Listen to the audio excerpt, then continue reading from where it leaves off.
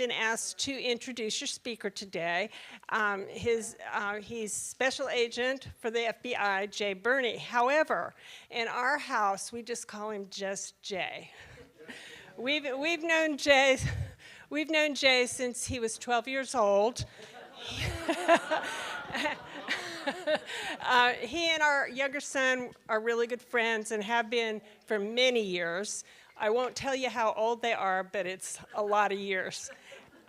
They knew each other all through school. They went to college together at that little college in Lower Alabama, Auburn, War Eagle. Oh! After they graduated from Auburn, Jay married his college sweetheart. Her name's Megan. Lovely, lovely gal. She also graduated from Auburn, War Eagle. They have 2 children. Emma is in college, Auburn, War Eagle. And Jimmy's in high school, and I don't know that he's decided where he's going to college yet. Still up in the Why not? War Eagle. Ooh. After college and their marriage, Jay joined the Army, correct, Jay? And spent quite a few years there. Thank you for your service. After that, he was hired by the FBI. And with no further ado, Mr. Jay, just Jay. Thank you. Thank you. So when Ellie, or mom number 2, called and asked me to do this, of course I said yes. So again, I've been in the FBI for about 18 years. I've worked all kinds of things, everything from violent crime cases to fraud cases. My current job, I work cell phone tracking and mapping. So I do a lot of the cell phone tracking for larger cases like the stuff that happened in New Orleans, Lake and Riley cases, those kinds of things, is what I've been involved in over the last like 5 or 6 years. But today we're going to talk a little bit about cyber fraud cases. The Bureau and everyone is seeing a large uptake in this, as we'll see in a minute. And when I first started working these things, I went from working violent crime cases to fraud cases. And being in my 20s at the time, you know, violent crime, running after the criminals, all of those things was really exciting. So when I got moved over to work fraud cases for a year, 2 years, I thought I was, you know, where's the excitement? Where's kind of the, you know, emphasis that I'm making in the community? But then when I learned about these cases, and we're going to start with a story here, let's see why this stuff is so important. So basically, why are we here? Oops. As soon as I found out that it was a suicide, I was 100% sure that it was the scam.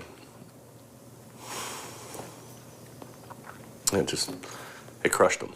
It like took the life out of him. It has only been a couple months since Matt and Adrian suddenly lost their father. I mean, our father was the grand optimist. He was always. And they extinguished that for him. I meet them at Adrian's home in Northern Virginia, where their father's ashes have yet to be buried. Dennis Jones was an avid photographer, guitarist, and loving grandfather. But last summer, Dennis started withdrawing from the family, instead talking daily to a woman he met on Facebook. The profile's name here is Jesse Shu. Do you think this person exists? No. Over time, Jesse convinced Dennis to invest in cryptocurrency. He pumped more and more money in until it suddenly disappeared. Text messages show Dennis was desperate, and yet his children say he still trusted his friend named Jesse. I do believe he loved the person that he believed was behind that profile. Corinna, who works in biotech in Northern California, is also the victim of an online cryptocurrency scam. Were you in love? I was. Yeah, I really felt like I trusted this person. She says she first met her scammer on the dating app Bumble. How much money did you lose? In the end, I ultimately lost $150,000. I mean, I went into a depression. I was depressed. Ashamed, embarrassed that I had done all this without sharing it with anybody. I've been a prosecutor for over 25 years. I spent 9 years in sexual assault, and I've never seen the absolute decimation of people that I have seen as a result of pig butchering. Erin West is a deputy district attorney in Northern California, specializing in online crypto scams she calls pig butchering.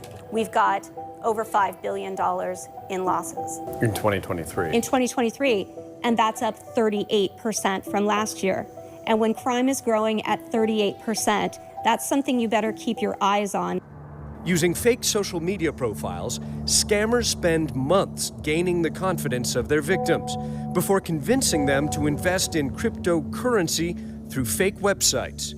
Those platforms claim huge profits until the money suddenly disappears into the pockets of criminal gangs, mostly based out of Southeast Asia. A 2023 CNN investigation revealed many scammers are actually themselves victims of human trafficking, like this Indian man named Rakesh. Imprisoned in this armed compound in Myanmar, he was forced to work, pretending to be a Russian woman targeting Americans online. Like they're providing for us. I got a Russian girl. With using of Russian girl fake profile, I need to scam the people. Investigators warn of a mass transfer of wealth, stealing billions of dollars from ordinary Americans, and this year they predict it will only get worse.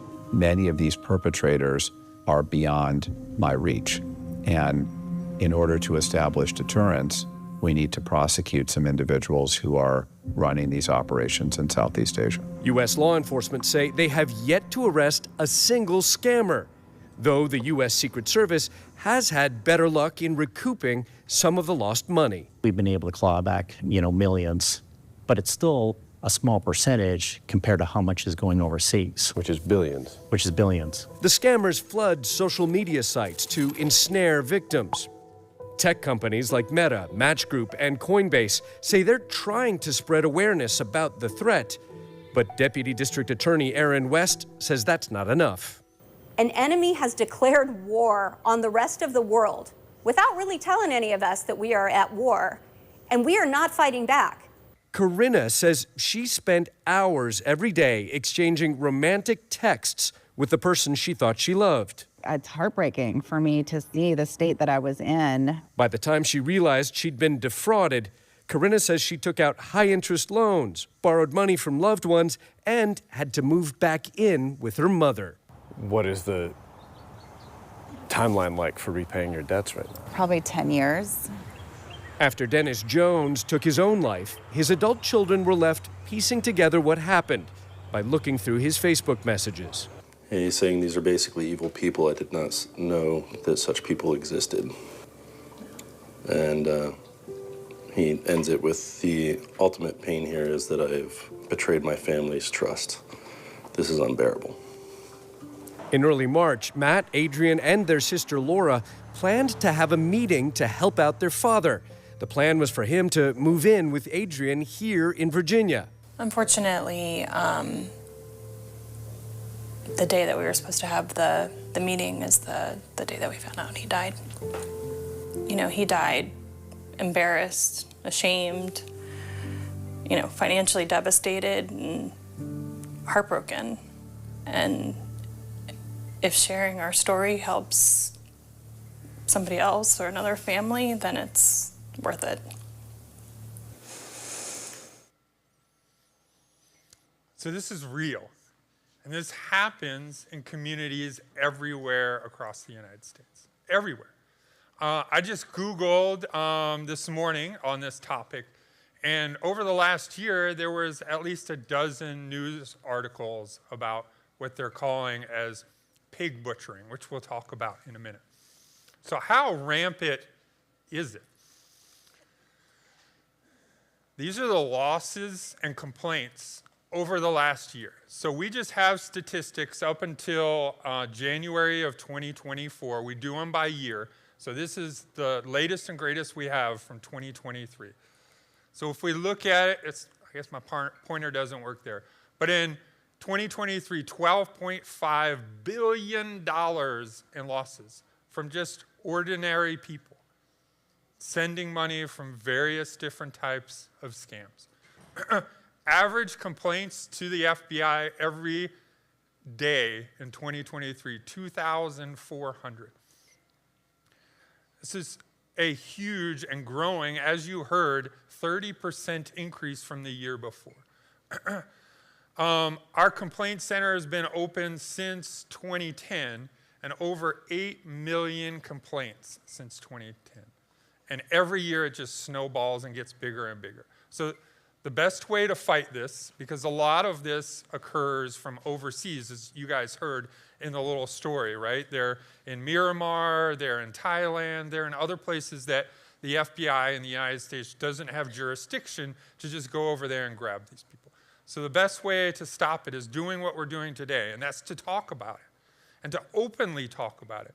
Because in the story you heard about the man who committed suicide, and mostly because he was ashamed of getting duped by someone online and losing lots of money, right? And so these groups are so important, and that's why we go out and talk all the time about this stuff, is, listen, things are gonna happen, but we need to stay together as a community when things do happen. No one's perfect, we all know that. So if something happens, we just need to talk about it. Whoops, jumped a little bit. So this shows the snowball effect over the years. So in 2019, you see the loss amount being 3.5 billion, 2020 a little bit more, then 6.9, 10.3, now 12.5 billion in 2023. Again, we don't have the statistics yet for 2024. I'm sure they'll come out really soon. But as we can see, the number of complaints don't really, they go up a little bit, but not significantly, but the amount of money keeps going up and up and up. And we all know if they can get money, they're going to continue to do this. So,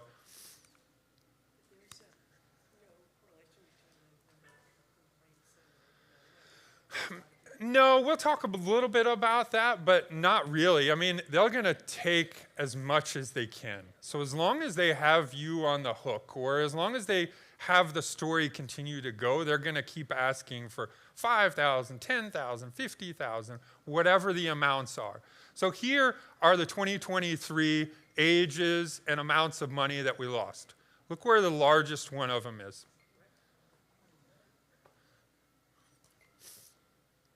$3.4 billion in 2023 from victims 60 years or older. Now, a lot of that is, you know, obviously we generate money and wealth as we go. So sometimes the 60 and up have a little bit more cushion or whatever, or maybe, you know, at that point they've lost a spouse or a significant other, which we'll talk about, makes them more susceptible to romance scams and other kinds of things, which we'll talk a little bit about here. But I just found that when I was looking at the stats here, kind of jumped out at me. It's almost twice as much. It is twice as much as any other age group. Jay, you haven't broken down by age. What about by gender? I don't think we have gender on here. I could probably find the stats for gender. I'm trying to think if on the next couple slides we talk about gender. We don't, I don't think. Just curious. Yeah, if I see it or if it comes up, we'll make sure to talk about it. So these are the number of complaints and different kinds of scams. And the ones highlighted are the ones we're going to talk a little bit more about in general as we go through here. Investment scams, that's a little bit about what they talked about there. Tech support scams, we'll talk a little bit about more, but you know, maybe putting a virus on your computer, and then, oh, all of a sudden you get an ad, hey, we can help you unbug your computer, or help you do this, help you do that, kinds of stuff there. So this is the total loss amount on the left-hand side. and then the number of complaints for each on the right-hand side. So, and again, this is for fiscal year, calendar year of 2023. Top states by complaints. And you can see down here, California, obviously, a lot of population, a lot of complaints. But look where Georgia is here. It's made it into the top 10 of states for losses in millions. So $301 million lost just in the state of Georgia through fraud. It's very interesting that Georgia is in the top 10 in losses, but they're not in the top 10 in complaints. Yeah, exactly. Yep. So the amount of money per complaint is significantly more to place it in the top by loss amount, but not by the number of complaints.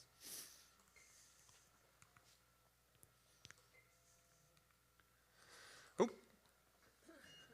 Jumped ahead, hold on. It doesn't like that slide. There we go. So then these are complaints filed by individuals for 60 and over by the state here. And we see 60 and over, Georgia is in the top 10 there. California and Florida still being the two highest there. But yeah. It's very interesting, some of the states that are there and some that aren't, you know, like jumping out, you know, like some of Wisconsin, Connecticut, kind of down here in the mid tiers, when Georgia, Pennsylvania, Arizona are in the other tiers.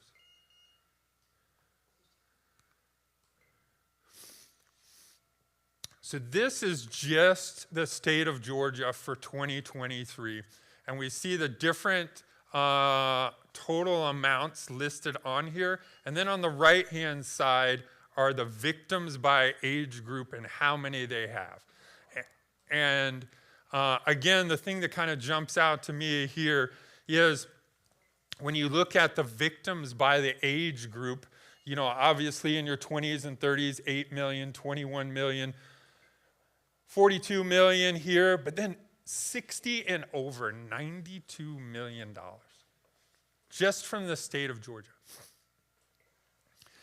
And then we see like investment fraud being one of your largest over there. Again, we'll talk a little bit about that. It's kind of the easiest, I say the easiest, but it is one of the biggest scams we see. And in fact, I got one this morning. I'll show you guys on my phone quick when we start talking about it, but we all get them and kind of see them there. So the biggest is investment fraud. As we saw in the state of Georgia, I think that was like $104 million in 2023. So kind of some of the things that they do here is initial contact. So a lot of these, what we see are text messages. How many of us get a text message from a random number that just says something weird, like, hey, are you going to the concert tonight? Or, can you do this? Or, hey, you know, do you have a pool? Something really, really simple. But that's how they initiate all of the contact. They want you to start chatting because what they're looking for is those people who want something more, who are looking for another sense of belonging or some other connections. We're humans. We love connection, right? That's why we're here today. That's why we go to church. That's why we get married. We want these connections. So a lot of times they send this text out in hopes that you respond back, hey, wrong number. And then they'll go, oh, well, hey, you know, how was your day? And then they start this conversation.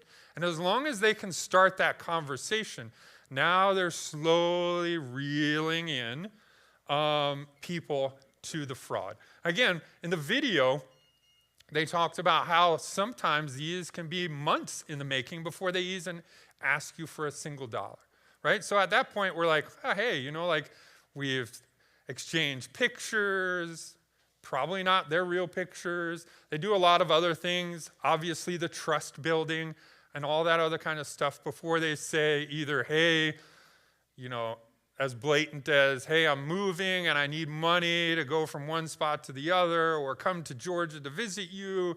Can you send me $500? Or, hey, I just invested in this crypto business and I've just doubled my money. And a lot of this would know, hey, I'm not giving money to someone else. But some of these, in our initial investment, is actual apps approved on a device. It's a fraudulent app that gets somehow approved and through your Google Marketplace or your iTunes and all of those other things to get downloaded onto your phone. You create an account with this fictitious app, because who doesn't believe an app on their phone is real, right? Like if I said to you 30 years ago that you would get into a car with a stranger and go somewhere, you'd be like, no way. But now we do it on an app all the time, right? We order an Uber and we get in an Uber and this car shows up. We don't know this guy's name other than his name is Jake. We get in the car with Jake and he takes us somewhere, right? Because it's an app, we trust it. Well, that's another way of getting this initial investment and growing the investment. Through the fake app, you'll put in $20,000, $10,000, whatever the amount is. They'll fictitiously show you that it's making money, and then you're going to throw more money in there. And then eventually, in 3 months, when you want to take that money out, there's no money there at all. And all of your money just got siphoned through the internet to different places overseas. There are some ways to get some of the money back. We'll talk about contacting the FBI if you get involved or know someone that gets involved in one of these things. We can claw back some of the money depending upon how long ago you sent it, but there are some ways. So how do we prevent ourselves from getting into these things? Because again, we want to be a part of something, right? We want to help people. We want to do these things. Obviously, you can read through these things, but I think the first is confirm the validity of anything we're doing with our money. Nowadays, it's just so easy to hit a button to transfer money, to pull out money, to pay people on Venmo, Zelle, whatever we're doing.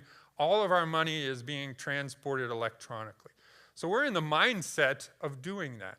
But that doesn't take away our requirement to check out everything we're doing with that money, unless you don't care about it and it wants to go away. Oop, wow, my clicker's going crazy.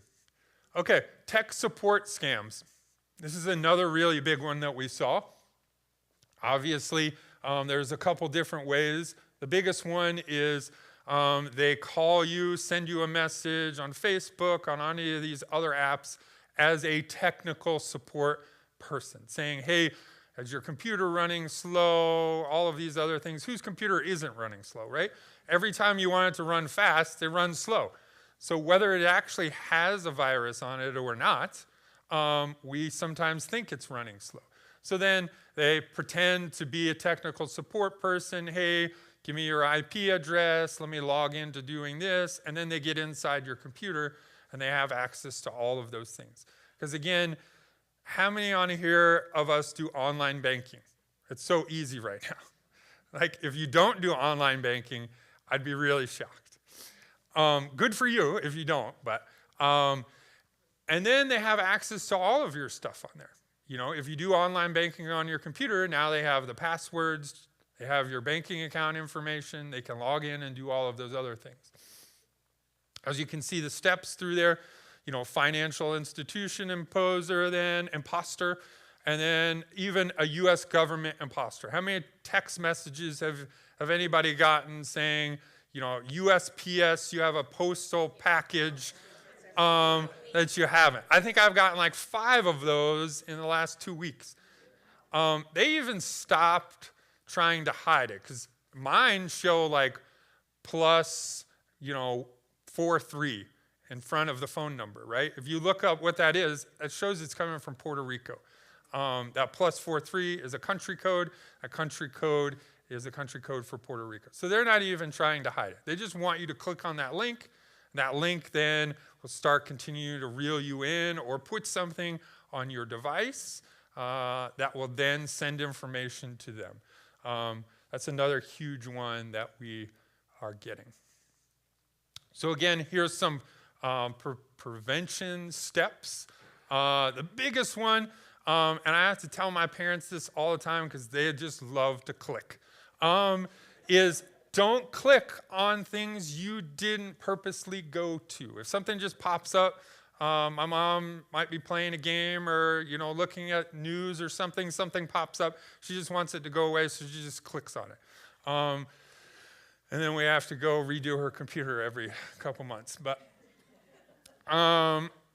that's probably the biggest thing. There's other things, obviously. Don't download anything onto your device that you don't know or that you didn't go to the source to get.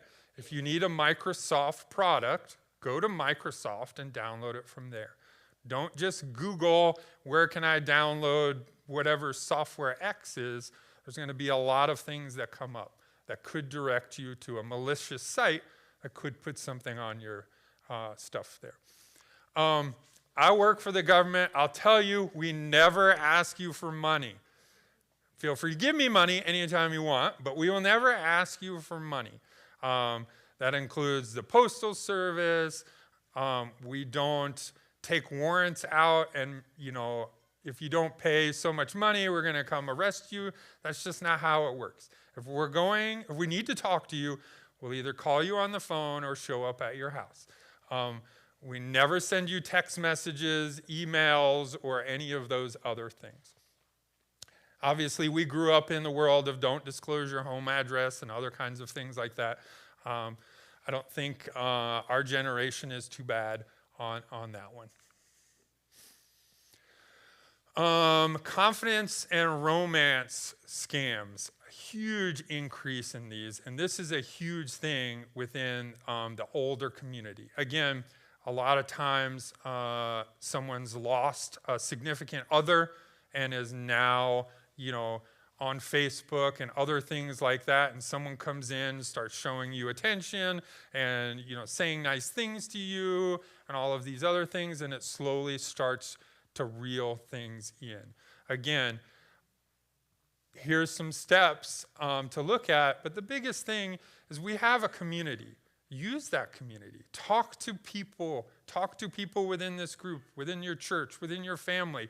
A lot of times people get sucked into these fraud schemes and then they just get the blinders on, right? Because that's the way these people want. They want your sole attention so that way no one else can say, hey, Jay, I'm not sure why you're doing that. Or, hey, I don't think that's real. They want everything from you. So they want all of your attention. So remember, talk to other people. Make sure you're going slow. Ask questions. I have a college-age daughter. I can tell you they meet online. So online relationships can be real, and a lot of them are real. You just have to be cautious of them and just be aware. We haven't seen as many of these. This used to be a big thing, text messages like, hey, I'm in trouble, I need some money, can you send me, whatever card or whatever. We don't see these as much anymore. That doesn't mean it's not going to come back around and start happening again, but we just don't see these as much. Obviously, something like this happens. I think my batteries are going dead. My apologies. Whoop. Oh, look at that. It's all over the place. If something like this happens, we need to take a step back with all of these scams. Take a step back and contact someone else, right? Contact the person who tried to reach out to you. If not, contact another one of the family members who might know, hey, did that person go to Mexico? Did they go to wherever? No, they've been at home or they're sick or whatever. The biggest thing is to always slow down. Slow down in all of these things. All right, so where can we get information on all of these things? Up top, up here on the left-hand side is the website. It's run by the FBI. This is our Internet Crimes Complaint Center here. And as you can see there, the mission of it is to not only collect information, but to disseminate information. So every stat and thing that I talked about will be found on this website.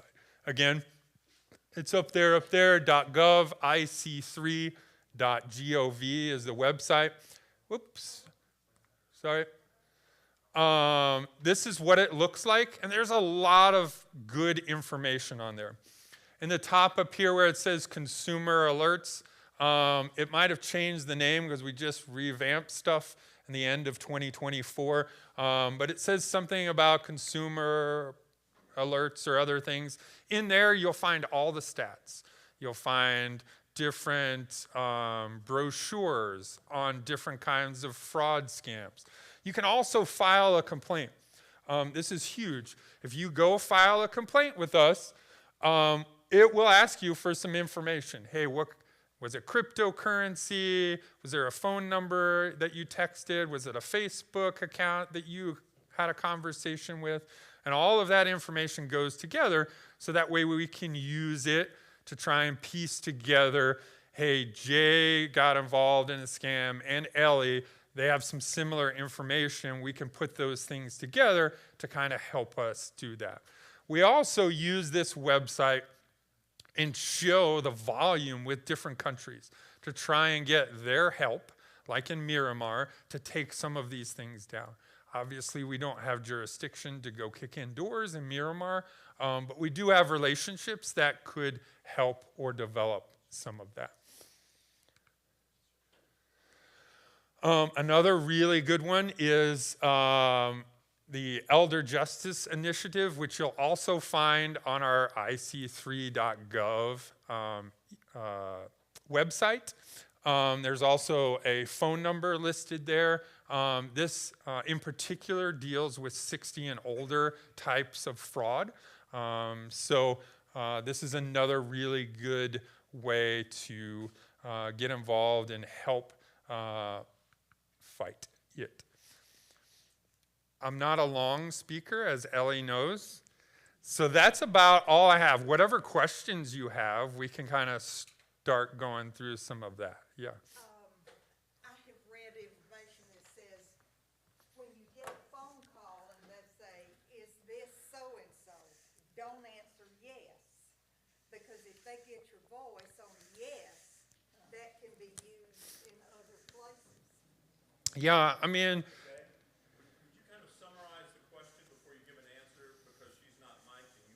oh, yeah, absolutely.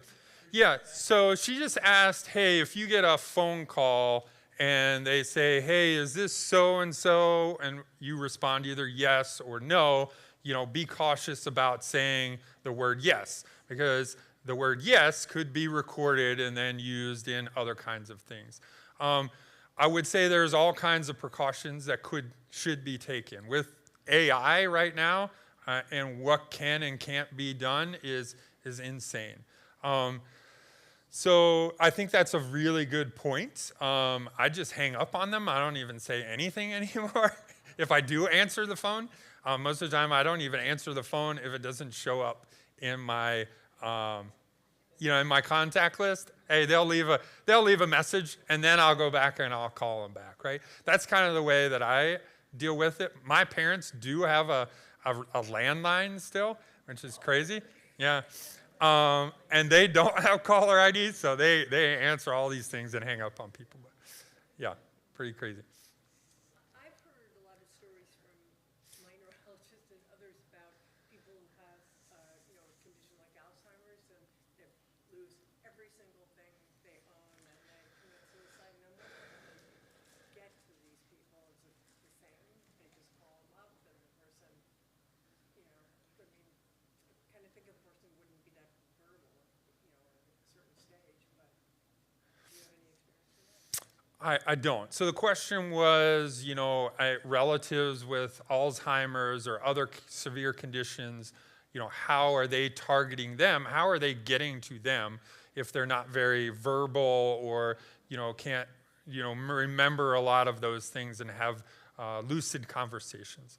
I don't have a lot of experience with that. Most of the frauds we see are the romance, the investment frauds, and those kinds of things.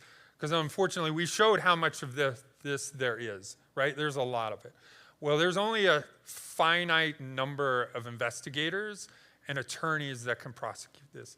So it stinks, and I probably may get in trouble for saying it, but there's a certain threshold that we even work. So if you've lost $1,000, $5,000, the FBI is probably not going to be in a position to work it because we have, as you saw, 2,500 complaints a day of various amounts. Now, we try and piece all of those together to get everybody in something, right? Because if you lost $2,500 and someone else lost $2,500 and someone else, assume we're at $100,000, $50,000, whatever the level is that we could get involved. But just because we don't get involved doesn't mean there's not other resources to help you.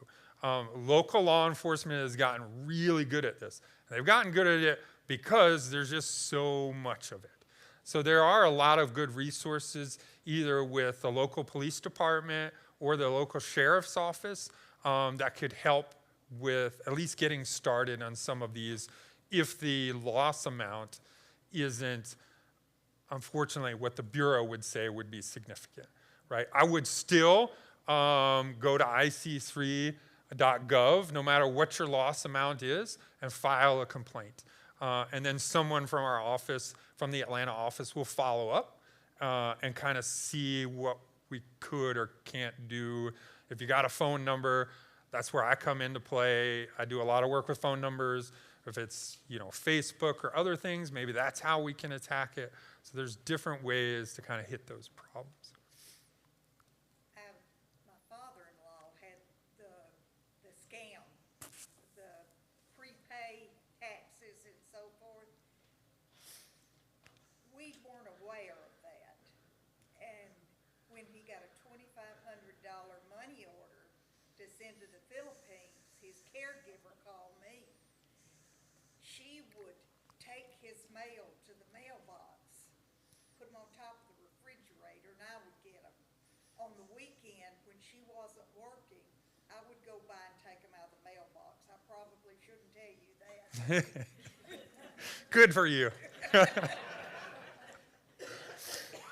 But we kind of got it contained with him by doing that. Yeah. Another thing, too, is banks are getting very involved in this. You'll see if you withdraw a lot of money in a fast succession or in a routine amount that's not normal for you, they will either email you, call you. They're now sending out forms saying, hey, you've just taken out this money. Can you tell me the reason why? To try and help down with this cost. Again, all of this money, I say all of it, the vast majority is going to overseas entities. So everyone who can be involved is involved in trying to minimize this the best we can. One of the things I don't think I've heard you say is emails you get, they look like something you would normally get. All of them, even though I'm pretty sure it is, I will check and make sure that that's the real email address. What is under it? Yeah, no, that's an excellent point. So the question was, I didn't discuss much of emails. It was listed in there. They use the acronym BEC, Business Email Compromise, is the email stuff. So emails that you may receive that look to like they're the real, at yahoo.com or, whatever else it is, but it's actually a spoofed email account. So yes, an excellent thing to do is to if you're not sure, first off, if you can delete it, just delete it. If it looks like it could be legitimate, click on it and see where does it come from, just the header portion of it. to open the email itself to see the header portion. Don't click on any links in the body or download any software or any of those other things. But just by clicking on the header itself, sometimes you can see it comes from, instead of First National Bank or whatever, it's First National Banks, with a Z on the end, dot, biz or something like that. That's not going to be a legitimate email. So excellent point on that.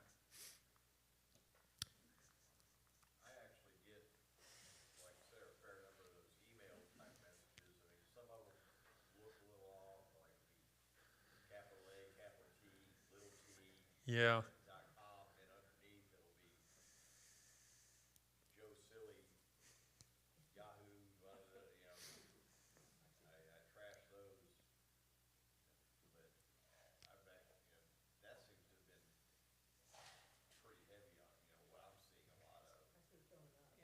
Yeah, more and more emails is what you guys are seeing. Oh.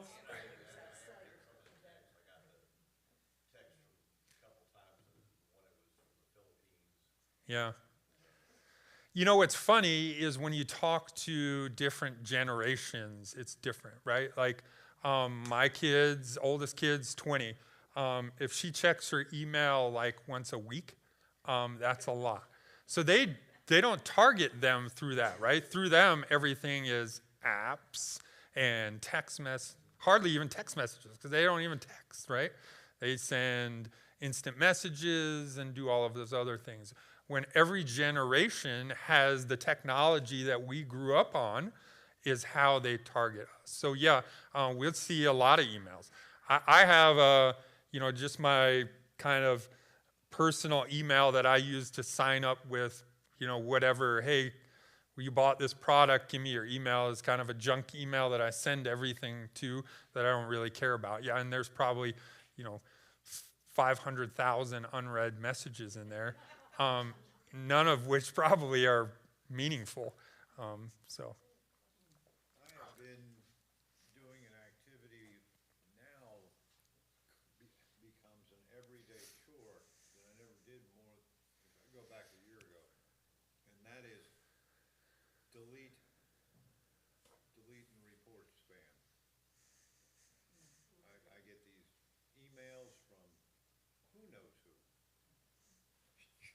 Gone. I had Don't interact eight with. yesterday on my phone. Yeah. They come in on multiple numbers that, you just have to keep on block sender.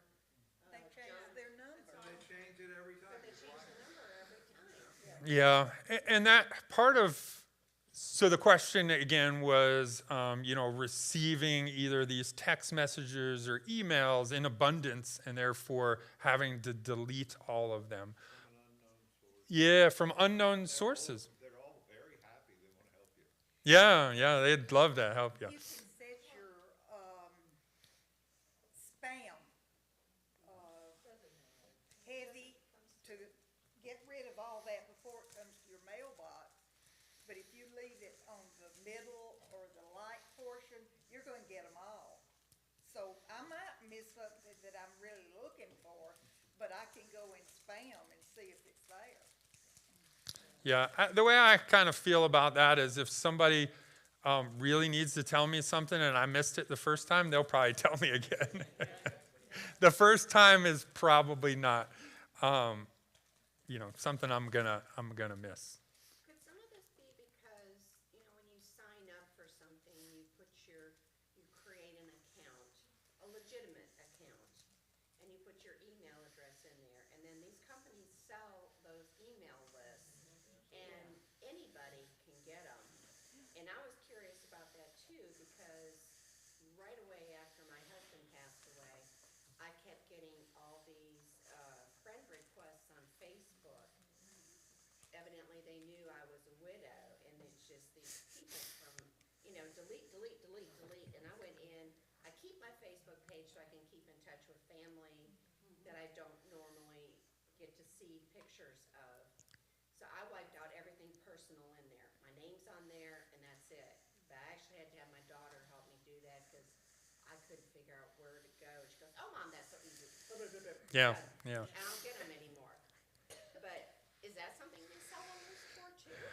So again, my full-time job now is to basically track people, mostly through your cell phones and social media accounts. You would be, maybe you wouldn't be shocked, but you should be shocked at how much open source information is out there. Everything electronic is collecting information about you. And for the most part, it's sending it back. Because Google, as we all know, you can go search things, right? But their actually biggest way they make money, does anybody know? Advertising, right? They're an advertising company. So they make hundreds of billions of dollars advertising. How do they do that? They collect all of your information from your cell phones, from your Google searches, from all of these things, and they sell it to various users online. And you can just buy it. Home Depot, whoever just buys this bulk. So, and they say, hey, we want to send me everybody who was within 100 yards of Home Depot. And then they buy those, and then they email you a coupon for Home Depot. And you're like, oh, hey, that's cool. I was just over there. I'm going to go back and buy something. Well, because they know that you were over there. Everything electronic is collecting information. Information is power and money. Every car in that parking lot, just about, we could probably track the vehicle as well as your cell phone inside the vehicle. So again, a lot of information is there, and that's the way society is going. I mean, if we look back not too long ago, 20 years ago, it was not this crazy. But now think about 20 years in the future, how crazy it's going to be. Yeah, with AI and all of these other things. So the key here, again, the key here to me is community, right? Like we're all in these things together. And so if something happens to you online and you're like, hey, this seems weird, the biggest thing is always talk to someone about it. Because a lot of times, as we talked about, fraudsters and whoever want to focus all of your attention on them. They want to isolate a person so that they can drain them and have them do whatever they need them to do. So don't become isolated. I mean, obviously, churches, for the most part, do a great thing. We love going to our church and having that kind of stuff, pushing that to my kids to make sure they're going to church and being involved in all of those things. As I got a sophomore in high school, he would stay on his electronic device all day long if we let him, right? Because it's just addictive. It just sucks him in. So to me, the biggest thing is community. We're not in this alone. So find your groups, stay active within your groups, and don't be afraid to share information within your groups. Even if that information is, oh man, I just got scammed out of $1,000. Like, don't be too prideful to say that. Because as we started this presentation, right, that was about a man who committed suicide based on the fact that he got sucked into a fraud and, just got overly embarrassed about it and ended his life. So to me, community, community, community. Stay connected. Talk to your friends. Talk to your family. Talk to all of those things. Because this stuff is only, I hate to say it, it's going to get worse.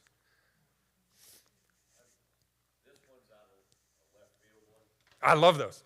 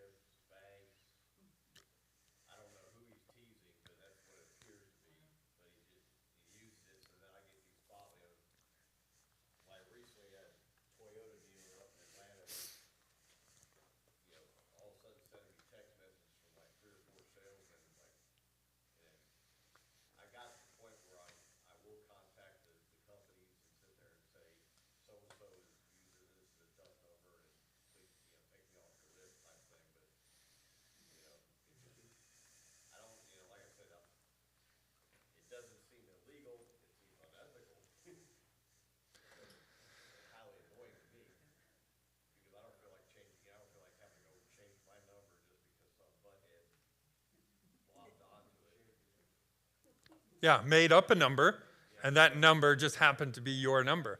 Yeah. So again, unfortunately, that's not illegal, right? And I don't know that there is a good way to stop that, other than to change your number, which you don't want to do. I wouldn't want to do that either. I've had phone number for a significant period, right? And everybody has that number. So, yeah. Thanks, Steve. A couple questions, but they're all quick hitters. VPNs, are they worthwhile? Yes, virtual private network is a way to log in to the internet that hides how you logged in. So it hides your IP address and other things. So that way, if you're online looking at something, they can't reverse IP and say, oh, hey, this is Jay Burney in Auburn, Alabama, based on his IP address. It's normally an extra cost. I use Nord VPN just personally. The Bureau doesn't recommend any or anything like that. Do your own research. But that's the one that I like. I use all the time. If you do any kind of overseas travel, I would highly, highly, highly recommend getting a VPN. And it's just as easy as you can put an app on your phone. It's a real app. You put it on your phone, and that is how your phone then accesses the internet. It picks a random IP address. You can say, hey, I want to be from the US, or I want to be from Belgium, I want to be from wherever, and it picks a random IP address to hide your personal information. I would recommend it, and I use one all the time. Does it compromise your download speed at all? I haven't noticed anything. In fact, when I'm overseas and I want to watch like a program or whatever, I'll log on to my Netflix. But if you're in a different country, your Netflix is different than Netflix in the United States. So then I'll click a VPN in the United States so I can watch my Netflix in the United States. And I haven't noticed any significant degradation to it at all. Eric Prince, Blackwater founder, he's marketing what he refers to as a secure smartphone. Okay. Any opinions or exposure to that at all? So a little bit. It hasn't really gotten too big. We haven't seen it very much. So what it is a cell phone that can completely hide all of your information. So like we track towers and sectors used by devices. I can see who you call. All of this stuff, obviously, with a warrant, search warrant. I'm not just calling AT&T and spying on Ellie back there on my free time. But all of that stuff. So there are devices that say that they can hide all of that information. I haven't done a ton of research into it because we haven't seen any come up in our cases yet. Last question, how do I get smart about AI? Ooh, man. Yeah, I don't really know. I haven't dived into a lot of AI stuff. There's just so much of it out there. Every big company is starting it. Microsoft, Elon Musk is doing stuff. OpenAI has got stuff. I think the biggest thing is just like with anything, do your research and make sure you compare across the board on all of that. But that's a really million-dollar question.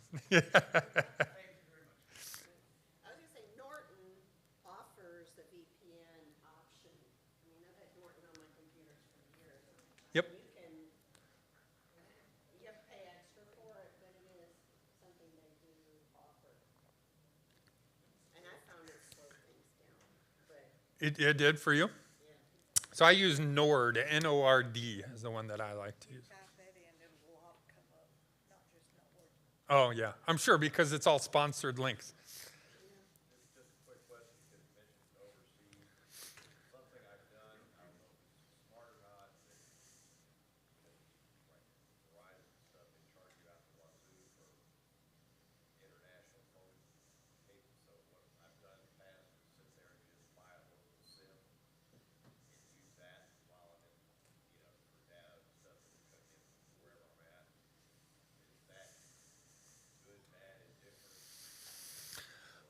I mean, it depends on where you're buying the SIM card from and in what country you are buying the SIM card from.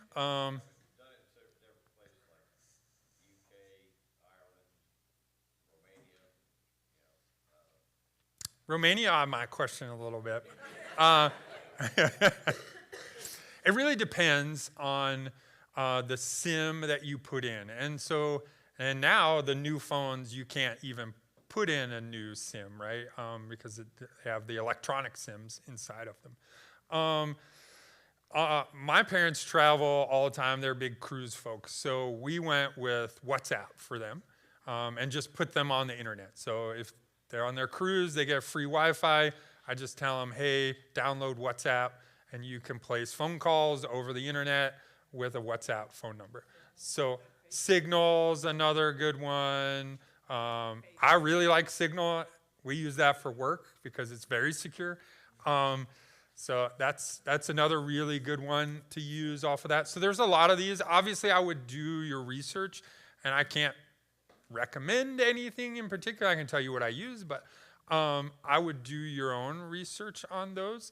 I don't think SIM swapping's bad at all, depending upon what country you're in and who owns that phone company. Because if you go to somewhere that has like a Huawei and you put a Huawei SIM card in there, you never know what kind of stuff is going to end up on your phone, because Huawei is obviously Chinese government owned. So it really depends. Yeah, they got all of our stuff anyway.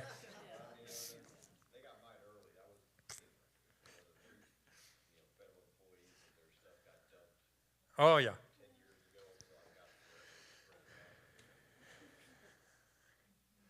This is just a quick question, because it may not be relevant to, what you look at, but I keep hearing about how people can just go in and somehow get on the title to your home, and, or just by being squatters or something. I mean, how can that not be illegal and traceable? That's what because I have a house that's in New Hampshire that, I'm not currently living in.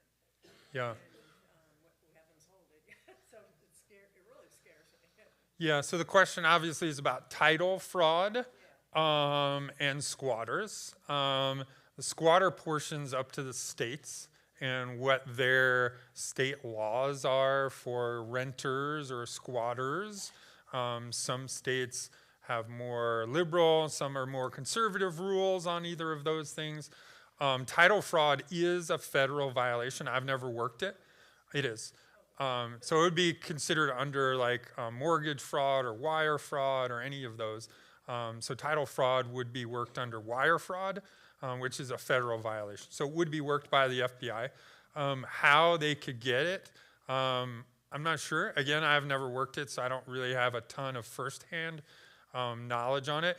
If you see something, obviously you can call the local FBI office and they can walk you through some things with that too. They'll get somebody who specializes in that. I was just wondering how prevalent it is, because they keep talking. Yeah, you see a lot of commercials on it, for sure. I'm not exactly sure how prevalent it is. I've never seen it. We've never worked a case out of the Auburn office with title fraud. One quick question. If I have VPN on my phone, are all my passwords safe on there? Well, so the VPN is how your phone connects to the outside world. If you have passwords stored on your device, that could be compromised through, other ways of folks logging in there. So not necessarily is all of your stuff secure on there. Are you talking about like a password locker where you have all your passwords in there? Yeah, most of those are pretty secure unless someone gets your physical phone and downloads it to get all of your passwords out of that. Most of those lockers need either an additional code or Face ID to get into. So I use the Face ID. I have a locker in there too. I use the Face ID so that way it's not a code that someone could remotely get into.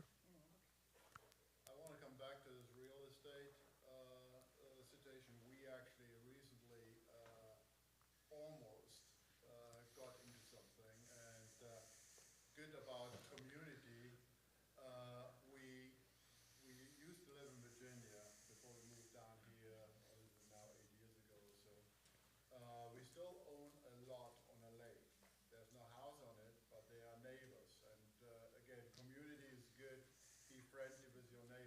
Especially if you are somewhere, you have a house in Vermont and you're down here, be sure your neighbors up there are looking after it. They called me and said, why are you selling your house? There's a for sale sign, not the lot, Right. for sale sign on it. So the neighbor called us. We were not aware of anything, obviously. And so he basically took a picture of the for sale sign, we called the realtor company, and so somebody called them and said they want to sell that lot.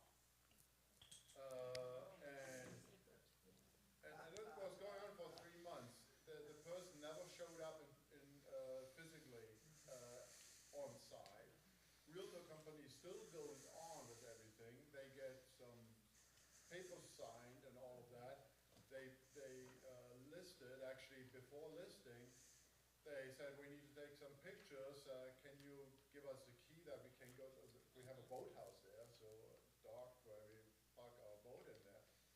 And no, I'm in Texas, I can't send it to you. Can't you just replace the locks? So literally the realtor company gets a locksmith, opens the boathouse, opens the locks, put on other locks, takes pictures of everything. So we go online at the realtor company, our boathouse, our boat, everything that's in the rooms is taken pictures of. And so it's crazy. Now, we basically immediately, the day after it went online, we shut it down again through the realtor. We talked to the local sheriff's office that we can't do anything. First of all, nothing happened really with regards to damage. Secondly, this person is not here. We don't know who it is, where it is.